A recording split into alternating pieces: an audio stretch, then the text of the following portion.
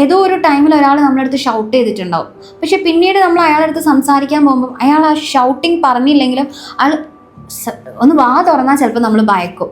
ഇങ്ങനെയുള്ള സിറ്റുവേഷൻ വരുന്നത് എന്താണ്? നമ്മുടെ ഉള്ളിൽ ആ ട്രോമ ക്രിയേറ്റ് ചെയ്തുകൊണ്ടാണ്. അപ്പോൾ ഈ ട്രോമ എന്ന് പറയുന്നത് മാറ്റണം എന്നുണ്ടെങ്കിൽ നമ്മളെ വിചാരിക്കണം, നമ്മൾ മാത്രം വിചാരിക്കണം. അത് നമ്മൾ ചെയ്യണം, നമ്മളെ സ്നേഹിക്കുക, നമ്മളെ ഐഡൻറ്റിറ്റിയെ, നമ്മളെ റെസ്പെക്റ്റിനെ അത് നമ്മൾ കൊടുക്കുക. മറ്റൊരാൾ നിങ്ങൾക്ക് അവിടെ റെസ്പെക്റ്റ് തരുന്നില്ല, നിങ്ങളെ ഐഡൻറ്റിറ്റിയെ വില തരുന്നില്ല എന്നുണ്ടെങ്കിൽ ആ റിലേഷൻ എന്തുമാവട്ടെ, അത് നിങ്ങളുടെ പാരൻസ് ആയിരിക്കാം, അല്ലെങ്കിൽ നിങ്ങളുടെ ഫ്രണ്ട്സ് ആയിരിക്കാം, നിങ്ങളുടെ പാർട്ട്ണർ ആയിരിക്കാം, നിങ്ങളുടെ സിസ്റ്റർ ആയിരിക്കാം, ആരുമാവട്ടെ, ആരാണെങ്കിൽ പോലും നിങ്ങൾ ആ റിലേഷനിൽ നിങ്ങളൊരു ബ്രേക്ക് എടുക്കേണ്ടതാണ്. ആ ബ്രേക്ക് എടുക്കുന്ന ടൈം കൊണ്ട് നിങ്ങൾ മാക്സിമം സ്നേഹിച്ചു തുടങ്ങിയാൽ ഓട്ടോമാറ്റിക്കായിട്ട് എന്താവും, നമ്മൾ ഓട്ടോമാറ്റിക്കായിട്ട് നമ്മൾ ഹീൽ ചെയ്ത് തുടങ്ങും. പക്ഷെ നമുക്ക് ആർക്കും പറ്റാത്തതൊന്നും ഈ ഹീലിംഗ് ആണ്. So heal yourself to make you happy.